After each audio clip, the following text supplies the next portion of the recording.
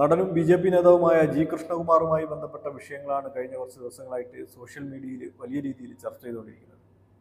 G കൃഷ്ണകുമാറിന്റെ ഭാഗത്തുനിന്നും അദ്ദേഹത്തിന്റെ മകളുടെ സ്ഥാപനത്തിലെ തൊഴിലാളികളുടെ ഭാഗത്തുനിന്നും പ്രത്യാരോപണങ്ങൾ നിരന്തരം ഉന്നയിച്ചുകൊണ്ടിരിക്കുകയാണ്. അപ്പോൾ ഇതിലുള്ള സത്യാവസ്ഥ അതുവരെയും പുറത്തു വന്നിട്ടില്ല. ഇതുവരെ പുറത്തു വന്ന തെളിവുകളുടെയൊക്കെ അടിസ്ഥാനത്തിലെടുത്ത് പരിശോധിക്കുന്ന സമയത്ത് നമുക്ക് മനസ്സിലാക്കാൻ പറ്റുന്നത് ജി കൃഷ്ണകുമാറിന്റെ ഭാഗത്ത് കുറച്ചൊക്കെ ശരിയുണ്ട് എന്നുള്ളതാണ്. ഈ വിഷയം ഒന്ന് പരിശോധിക്കാം. അദ്ദേഹത്തിന്റെ മകള് കുറച്ച് വർഷങ്ങളായിട്ട് ഒരു ഫാൻസി ജ്വല്ലറി നടത്തിക്കൊണ്ടിരിക്കുകയാണ്. ഇപ്പോൾ ഒരു പ്രഗ്നൻസിയായി ബന്ധപ്പെട്ടുകൊണ്ട് അവർക്ക് പോകാൻ പറ്റാത്തത് കൊണ്ട് തന്നെ ഈ 3 പെൺകുട്ടികളാണ് ഈ ഒരു സ്ഥാപനം നടത്തിക്കൊണ്ടുപോകുന്നത്. ഈ ജി കൃഷ്ണകുമാറും മകളും ഈ 3 പെൺകുട്ടികളെ തട്ടിക്കൊണ്ടുപോയി ഭീഷണിപ്പെടുത്തി എന്ന ഒരു ആരോപണമാണ് നമ്മളിന്ന് വാർത്തയിൽ ആദ്യം കാണുന്നത്. അത് അവർ പരാതി മൂലം പോലീസിൽ നൽകുകയും ചെയ്തിട്ടുണ്ട്. പക്ഷേ ജി കൃഷ്ണകുമാർ ഇതിന്റെ തലേ ദിവസം തന്നെ ഈ ഒരു പരാതി, അതായത് അവർക്ക് 69 ലക്ഷം രൂപ നഷ്ടപ്പെട്ടു എന്നാണ് ജി കൃഷ്ണകുമാർ പറയുന്നത്. ഈ 69 ലക്ഷം രൂപ നഷ്ടപ്പെട്ടു എന്ന ഒരു പരാതി ആദ്യം കൃഷ്ണകുമാറാണ് കൊടുത്തിട്ടുള്ളത്. അതിന് കൃഷ്ണകുമാറും ദിയൊക്കെ പറയുന്നത് അവരുടെ സ്ഥാപനത്തിന്റെ QR കോഡ് മാറ്റിയിട്ടാണ് വലിയ രീതിയിലുള്ള ഒരു തട്ടിപ്പ് നടത്തി എന്നുള്ളതാണ്. ഏകദേശം 69 ലക്ഷം രൂപ എന്ന് പറയുന്നത് നിസ്സാര തുകയല്ല. ഇതിന്റെ രേഖാമൂലമുള്ള തെളിവുകളുണ്ട് എന്നൊക്കെയാണ് ജി കൃഷ്ണകുമാർ പറയുന്നത്. ഇനി നമുക്ക് പെൺകുട്ടികൾ ആരോപണം എന്ന് കേട്ടു നോക്കാം എന്താണുള്ളത്. DMM ഞങ്ങളുടെ ഇങ്ങോട്ട് പറഞ്ഞത്, നിങ്ങൾ കസ്റ്റമേഴ്സിൻ്റെ പേയ്മെൻ്റ് ഒക്കെ നിങ്ങളുടെ അക്കൗണ്ടിൽ മേടിച്ചാൽ മതി. കാരണം എൻ്റെ അക്കൗണ്ടിൽ മേടിച്ചാണെങ്കിൽ എനിക്ക് ഇടയ്ക്കിടയ്ക്ക് ബാങ്കിൻ്റെ ഇഷ്യൂസ് വരുന്നുണ്ട്. ആദ്യം നമ്മുടെ അങ്ങനെയാണ് പറയുന്നത്, നമുക്ക് ടാക്സിൻ്റെ ഒക്കെ ഇഷ്യൂസ് ഉണ്ട്, അതുകൊണ്ടാണ് ഞാൻ നിങ്ങളുടെ പേയ്മെൻറ്റ് ഡീറ്റെയിൽസ് കസ്റ്റമേഴ്സിന് കൊടുക്കുന്നത്. പിന്നെ ഞങ്ങൾ പറഞ്ഞു ഇനി ഞങ്ങൾ ജോലിക്ക് വരുന്നില്ല. അപ്പോൾ ഞങ്ങളുടെ ഇങ്ങോട്ട് പറഞ്ഞു, നിങ്ങളുടെ അക്കൗണ്ടിൽ നിങ്ങൾ പേയ്മെൻ്റ് ഒക്കെ മേടിച്ചതിൻ്റെ സ്ക്രീൻഷോട്ട് ഞാൻ സ്റ്റാറ്റസ് ഇട്ട് കസ്റ്റമറിൽ നിന്ന് കളക്ട് ചെയ്യും, എന്നിട്ട് ഞാൻ നിങ്ങൾക്കെതിരെ തെഫ്റ്റ് കേസ് ഫയൽ ചെയ്യുമെന്ന് എനിക്ക് മെസ്സേജ് വെച്ചിട്ടുണ്ട്. അതിൻ്റെ സ്ക്രീൻഷോട്ട് എൻ്റെ കയ്യിലുണ്ട്. ഓഫീസിൽ വെച്ച് ഞങ്ങളുടെ പറഞ്ഞിരുന്ന നിങ്ങളിത് സമ്മതിച്ചേ പറ്റും, ഞങ്ങൾ അവർ ഭീഷണിപ്പെടുത്തിയാണ് ഈ കാര്യം ഞങ്ങളെ കൊണ്ട് സമ്മതിപ്പിക്കുന്നത്. എന്നിട്ട് ഞങ്ങളുടെ പറഞ്ഞിരിക്കുന്നത് 5 ലക്ഷം രൂപയാണ് ഞാൻ നിങ്ങളുടെ ഓഫർ ചെയ്യുന്നത്, നിങ്ങൾ കാരണം എൻ്റെ 200 ഓർഡേഴ്സാണ് പാക്ക് ചെയ്യാതെ പോയിരിക്കുന്നത്. നിങ്ങൾക്കെതിരെ ഒരു പരാതി കൊടുക്കണ്ടെങ്കിൽ എനിക്ക് ഒരു അച്ഛനേ ഉള്ളൂ, നിങ്ങൾ 5 ലക്ഷം രൂപ എൻ്റെ ഫ്ലാറ്റിൽ കൊണ്ട് തന്നു കഴിഞ്ഞാൽ ഇനി നിങ്ങളുടെ സ്റ്റോറിയോ സ്റ്റാറ്റസോ ഒന്നും ഞങ്ങൾ ഒരിടത്തും ഇടത്തില്ലാന്ന്. 3 കാറുകളിലായിട്ടാണ് രാധുവിന് സെപ്പറേറ്റ് ഒരു കാറിൽ, ഞങ്ങളെ 2 സെപ്പറേറ്റ് ഒരു കാറിൽ നിർബന്ധിപ്പിച്ച് അത് തട്ടിക്കൊണ്ട് പോകുന്നത് തന്നെയാണ്. നമ്മളറിയാത്തൊരു വണ്ടിയിൽ നമ്മളെ കയറ്റിയിട്ട് പോകുന്നത്. ഞങ്ങളുടെ സ്വന്തം വണ്ടിയിൽ പോലും വരാൻ വിടാതെ അവരേതോ ഒരു ഓഫീസിലാണ് ഞങ്ങളെ കൊണ്ടുപോയത്. ഞങ്ങളുടെ 3 പേരുടെ ഫോൺ ബലമായിട്ട് പിടിച്ചു വാങ്ങുകയും ഞങ്ങളുടെ ബാങ്ക് അക്കൗണ്ട് നമ്പറിൽ എങ്ങനെയാണ് നമ്മളൊരു പേഴ്സണൽ യൂസർ ഇല്ലാതെ ഏത് ബാങ്കുകാരാണ് 1 വർഷത്തെ സ്റ്റേറ്റ്മെൻറ്റ് അവർക്ക് കൊടുത്തതെന്ന് ഞങ്ങൾക്ക് അറിയണം. കാരണം ഞങ്ങൾക്ക് അതിനെപ്പറ്റി അറിയില്ല. അവർ 2 മണിക്കൂർ കൊണ്ടാണ് ഞങ്ങളുടെ ഫുള്ള് സ്റ്റേറ്റ്മെൻറ്റ് എടുത്തത്. പക്ഷേ ഈ ഒരു പെൺകുട്ടികൾ പറയുന്നത് എത്രത്തോളം ശരിയാണ് എന്ന് മനസ്സിലാവുന്നില്ല. അപ്പം ഈ പെൺകുട്ടികൾ ഇവരുടെ ഫ്ലാറ്റിലേക്ക് വിളിച്ച സമയത്ത് പോയി എന്നാണ് പറയുന്നത്. അപ്പം അവിടെ പോയിട്ട് ഇവർ വീഡിയോ എടുത്ത് ഭീഷണിപ്പെടുത്തിയെന്നാ പറയുന്നത്. വീഡിയോ എടുക്കുന്നതൊന്നും ഒരു ഭീഷണിയായിട്ട് കണക്കാക്കാൻ സാധിക്കില്ല. ആ വീഡിയോയിൽ കൃത്യമായിട്ട് അത് കാണുന്നുണ്ട്, ഇവർ കുറ്റം സമ്മതിക്കുന്നതാണ്. ആ വീഡിയോ കൂടി നമുക്കൊന്ന് എടുത്ത് പരിശോധിക്കാം. We want their bank account and details before they go. Bank statement review ചെയ്യുമ്പോൾ നമുക്ക് അറിയാൻ പറ്റും നിങ്ങളുടെ ഇതിലേക്ക് എത്ര കാണാം. നമുക്ക് ഒരു സാധാരണ ഒരാളുടെ ബാങ്ക് സ്റ്റേറ്റ്മെന്റ് ഒക്കെ നമുക്ക് മനസ്സിലാവുമല്ലോ. അതിൽ നിന്ന് നമുക്ക് മനസ്സിലാക്കണം നിങ്ങൾ ഇതിൽ നിന്ന് എത്ര കാശ് ഉണ്ടാക്കി എന്നുള്ളത്. കാരണം നിങ്ങൾ 5 ലക്ഷം എന്ന് പറഞ്ഞാൽ വിശ്വസിക്കാൻ കൊള്ളാത്ത നിങ്ങളെ നമ്മളെങ്ങനെ വിശ്വസിക്കാം? മനസ്സിലായില്ലേ? അതായത് വിശ്വസിച്ചിട്ടില്ല. ഓസിയുടെ 1 മാസം ബിസിനസ്സിന് എത്ര കിട്ടുന്നത് നിങ്ങൾക്കും അറിയാം, നമുക്കും അറിയാം. അതിന്റെ പകുതിയാണ് 5 ലക്ഷം. നിങ്ങൾ എത്ര വർഷം മുമ്പ് ഇത് ആദ്യം ചെയ്തത്? എത്ര നാള് മുമ്പാണ് നിങ്ങൾ ഈ മോഷണം? അത് കിട്ടിയ സ്ക്രീൻഷോട്ട്സ് മാത്രം. കിട്ടാത്ത സ്ക്രീൻഷോട്ട്സ് അതിനെ ഞാൻ പറഞ്ഞുകൊണ്ടിരിക്കുന്നത്. ശരി, ആരാണ് ഇത് സ്റ്റാർട്ട് ചെയ്തത്? നിങ്ങൾ അല്ല, പുള്ളിക്ക് ഇത് വേസ്റ്റാണ്. ഇതിൽ ഒരാൾ പോലും സത്യം പറയത്തില്ല. ഞാൻ ഇപ്പൊ ഒറ്റക്കെട്ടാകുമ്പോ ഒരുമിച്ച് പോകാലോ, കൂട്ട് കാണും. പിന്നെ ഒന്നും പറഞ്ഞു. ഇത് ആരാണ് ആദ്യം സ്റ്റാർട്ട് ചെയ്തത്? വിനിതയാണ് ആദ്യം വന്നത്. എത്ര നാള് മുമ്പാണ് ഇത് ആദ്യം അടിച്ചത്? ആ ടൈം ലൈൻ പറയും. ഒരു പ്രാവശ്യം സത്യം അറിഞ്ഞുകൊണ്ട് പോകാൻ മനസ്സിലായില്ലേ? നിങ്ങൾക്ക് പറഞ്ഞ് മനസ്സിലാക്കി കൊടുത്തൂടെ? സത്യം പറഞ്ഞാൽ നമുക്കിത് ക്ലീൻ ആയിട്ട് ഡീൽ ചെയ്യാം. അല്ലെങ്കിൽ ഇപ്പൊ ഞാൻ ഈ ചോദിക്കുന്നത് പോലെ പോലീസ് ആയിരിക്കും എന്ന് ചോദിക്കുന്നത്. വല്ല ആവശ്യമുണ്ടോ അതിന്റെയൊക്കെ? നമുക്ക് ആഗ്രഹമില്ല, എനിക്ക് ഒരിടത്ത് പോകണമെന്നില്ല. കാരണം നമുക്ക് അതിനുള്ള സമയവും ഇല്ല, സാവകാശവും ഇല്ല. പക്ഷെ ചെയ്തേ പറ്റൂന്ന് വെച്ചാൽ നമുക്ക് വേറെ വഴിയില്ല. കാരണം ഇത് അവള് തമാശക്ക് ചെയ്യുന്ന ബിസിനസ് അല്ല, ഇത് അവളുടെ ജീവിതത്തിന്റെ ജോലിയാണ്. പറ, എപ്പോഴാണ് ഇത് ആദ്യമായിട്ട് ചെയ്തത്? എത്ര നാൾ മുമ്പാണ് ആദ്യമായിട്ട് ചെയ്തത്?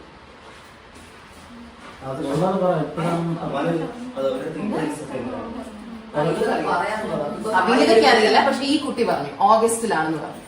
ഓഗസ്റ്റിലാണ് ആദ്യമായിട്ട് ചെയ്തത്. അപ്പൊ അത് കറക്റ്റ് ആയിട്ട് വർക്ക്ഔട്ട് ആയപ്പോൾ നിങ്ങൾ വിചാരിച്ചാണ് എന്തായാലും ഇത്രയും ഇൻകം വരുമല്ലേ, കുറെ നമുക്ക് സൈഡിൽ കൂടി എടുക്കാന്ന് വിചാരിച്ചാണ് അല്ലെ?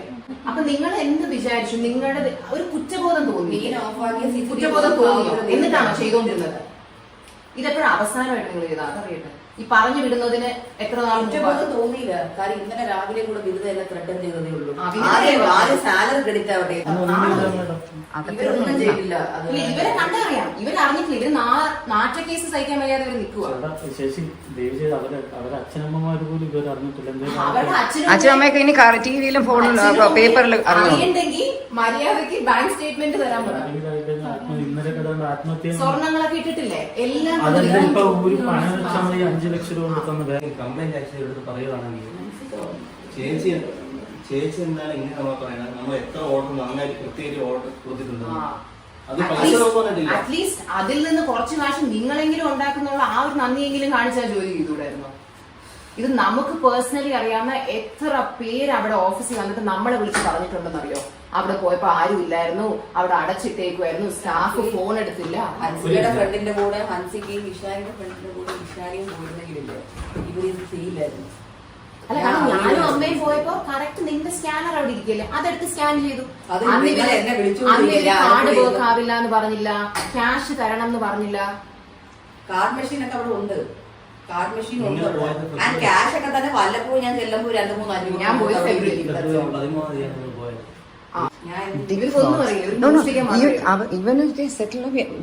ഈ നാട്ടില് ക്രിമിനൽസ് ഫ്രീ ആയിട്ട് നടക്കാൻ പാടില്ല.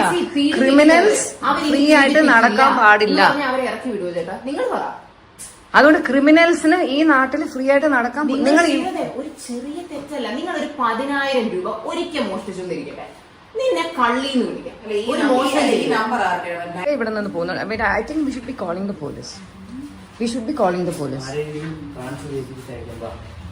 ആധാർ കാർഡ് ഉണ്ടോ കയ്യിൽ? ഇതൊക്കെ എവിടെ കൊണ്ട് ഒളിപ്പിച്ചു വെച്ചിരിക്കുന്നു?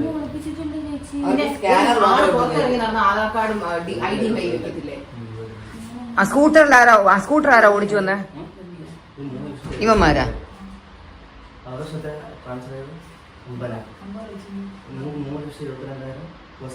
പണ്ടേ നിങ്ങൾ ഇങ്ങനെ മോഷണം ചെയ്യാം.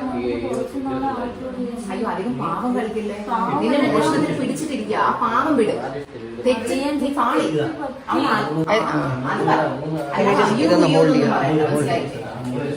ആക്ച്വലി ഇല്ലപ്പോ ഇത്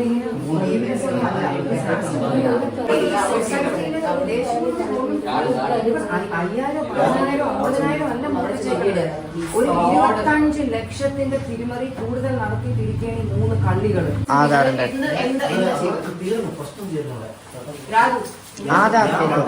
എന്താണ് ചെയ്യുന്നത്?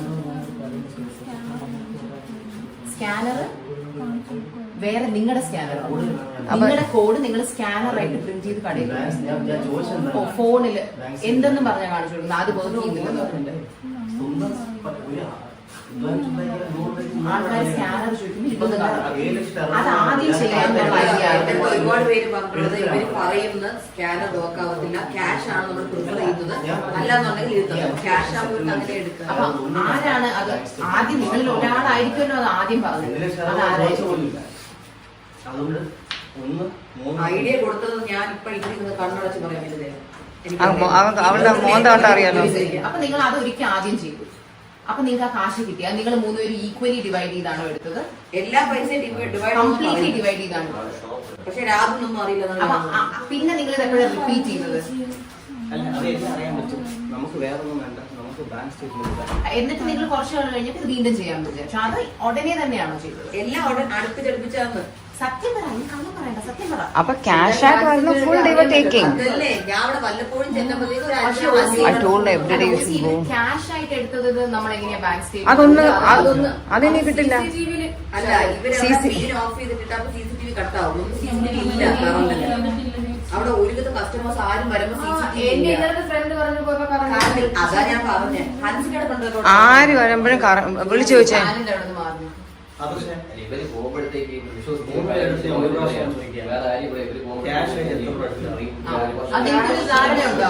ക്യാഷ് ആയിട്ട് എത്ര എടുത്ത് കാണും? ക്യാഷ് എടുത്തിട്ടേ ഇല്ല. ഇത്രയും രൂപ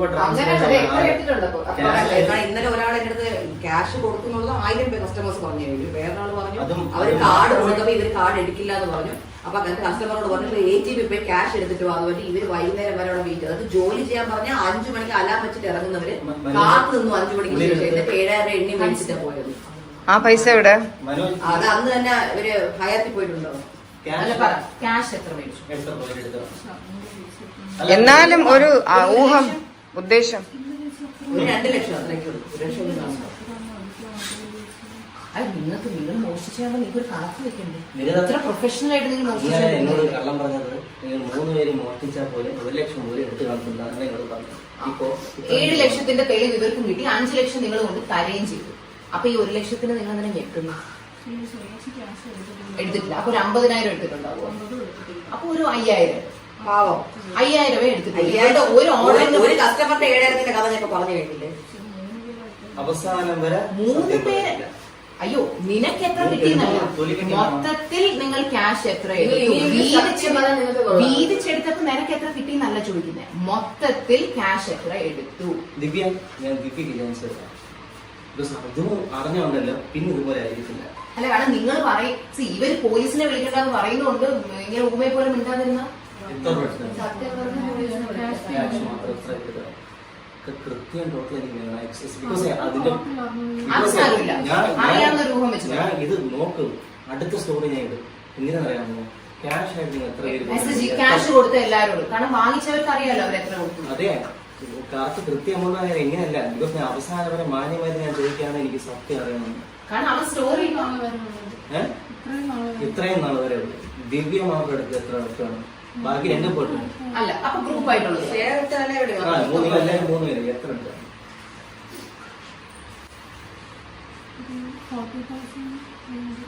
1 ലക്ഷം രൂപ എന്തായാലും എടുക്കുക. 40,000 വരെ പറഞ്ഞെങ്കിൽ 1 ലക്ഷത്തിന് മുകളിൽ കണക്ക് പോകണം. കാര്യം ഇതിന്റെ 2,000 രൂപയ്ക്ക് തിന്നു എന്ന് പറഞ്ഞവരാണ് അവന് 7 ലക്ഷത്തിന്റെ കണക്ക് വന്നത്. അത്രയൊന്നും ക്യാഷ് പേയ്മെന്റ് കിട്ടിയ transaction അല്ല, കിട്ടും. കാര്യം എനിക്ക് മെസ്സേജ് ഒത്തിരി പേര് പറഞ്ഞത് ഇവർ ഇൻസിസ്റ്റ് ചെയ്തു ക്യാഷ് തന്നെ തരണം എന്നുള്ളത്. അതെന്റെ ചാറ്റ് വഴി ആര് ചോദിച്ചാലും ഞാൻ കാണിച്ചു. ഞാൻ ഇന്നത്തെ അല്ല ഞാൻ പറഞ്ഞേ അല്ല പോലീസ് ചേച്ചി അയ്യോ, പോലീസ് സ്റ്റേഷനിൽ അവർക്ക് പോകാൻ ആഗ്രഹമുണ്ടോ വൈകുന്നോളോ നോക്കിയിട്ടല്ലോ. ഇപ്പൊ റേപ്പ് ചെയ്ത ഒരാളോട് നമുക്ക് ചോദിക്കാൻ പറ്റുമോ താല്പര്യമുണ്ടോ സഹോദരന് പോകാനോ? അതിന് ഓരോരുത്തരും ജോലിക്ക് അപ്പോയിന്റ് ചെയ്യുന്നു. കാരണം എവിടെ പോയാലും എന്നെ പറ്റിച്ച പോലെ ഒരു വേറെ ആൾക്കാർ പ്രഗ്നന്റ് ആയതാണ് നിങ്ങൾക്ക് നല്ലൊരു ഓപ്പർച്യൂണിറ്റി ആയത്. ഞാൻ ഹോസ്പിറ്റലിലായിരുന്നു പല ദിവസം ഇൻട്രിബ്യൂട്ട് കൊടുത്തു. അത് അറിഞ്ഞു ഒരു നവംബറിൽ ഞാൻ ഇവരോട് പറഞ്ഞല്ലോ ഹോസ്പിറ്റലിലാണ്, എനിക്ക് വരാൻ പറ്റില്ല. ഞാൻ അറിയും. 3 പേര് മണ്ടത്തരല്ലേ കാണിച്ചത്? എന്തിന് ജോലി നടത്തിയത്? 2 വീട് കൂടെ വെക്കുകയായിരുന്നു. 2 വീടാ അയാൾക്ക് പണിയാണ്. അല്ല, ഇവരെടുത്തിട്ടില്ല. നിങ്ങൾ മാത്രം എടുത്തിട്ട് നിങ്ങൾ എടുത്തിട്ടാണോ കൊടുത്തത്? ഇവരെടുത്തിട്ടില്ലേ? ഉണ്ട്. ഒരു സെക്കൻഡ്, ഇവർക്ക് നിങ്ങൾ അയച്ചു കൊടുക്കുന്നതിനാണ്. ഈ വീഡിയോയിൽ ഇവർ വളരെ കൃത്യമായിട്ട് കുറ്റസമ്മതം നടത്തുന്നതും ഇവർ ഇത്ര പൈസ ഒരു ഷെയർ ഇട്ട് എടുത്തു എന്ന് പറയുന്നതൊക്കെ തന്നെ വളരെ കൃത്യമായിട്ടുണ്ട്. പക്ഷേ ആ വീഡിയോ ഒന്ന് കാണുന്ന സമയത്ത് നമുക്കതൊരു ഭീഷണിപ്പെടുത്തി പറയുന്നതായിട്ട് തോന്നുന്നില്ല. തീർച്ചയായിട്ടും അവർ കുറ്റം സമ്മതിക്കുന്നതായിട്ട് തന്നെയാണ് തോന്നുന്നത്.